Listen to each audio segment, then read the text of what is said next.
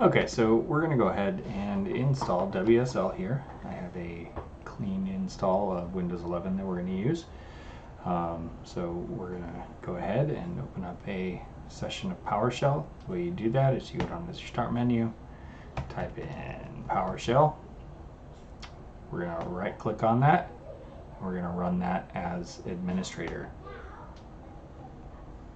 It's going to pop up with a dialog asking us if we're sure that we want to go ahead and allow that to make changes to our system. And let me just make sure that's recording. There you go. Okay, so now that we have PowerShell open, we're going to type WSL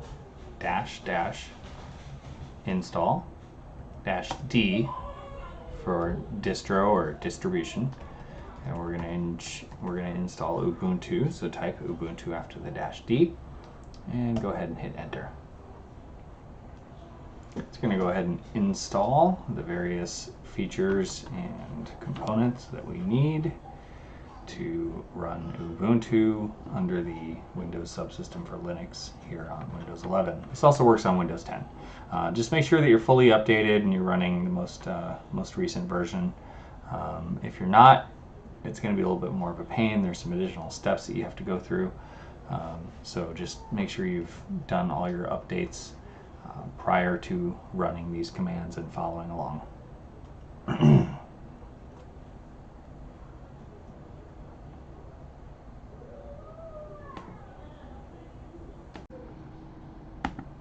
Okay, so here we are.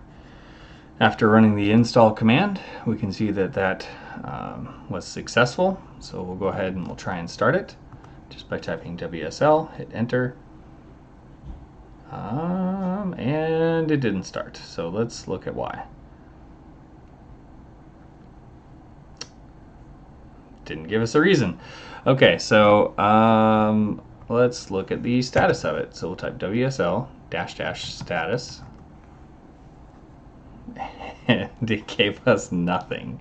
Let's list the installed distros.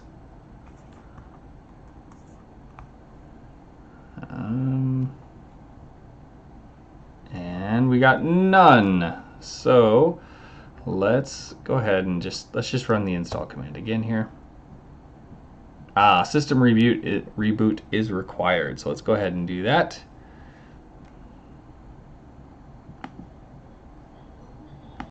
Okay, so we can see we are back from doing the reboot. And this window is going to pop up here and indicate, what's going on? Okay, this window is going to pop up here and indicate that it's installing Ubuntu. You're going to enter a new username for the Ubuntu installation. So I will choose something generic. I don't know. Let's just use my name. And then I will type some password.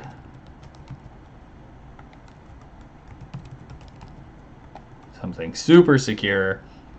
And there you go. It is now booted into the session. And so we can go ahead and run our Linux commands from here. We can look at what's in the file system. Let's go ahead and enlarge that, make it a little easier to see.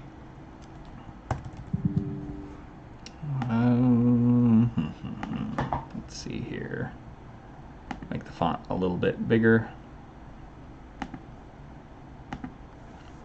All right.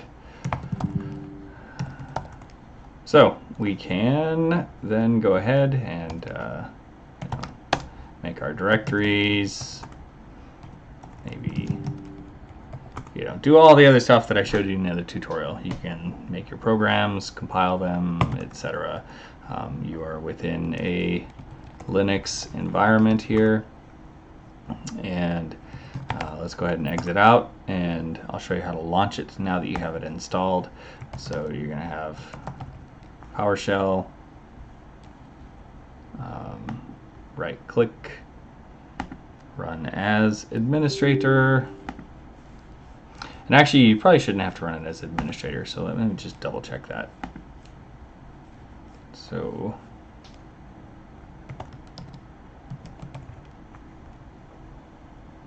just open it regular.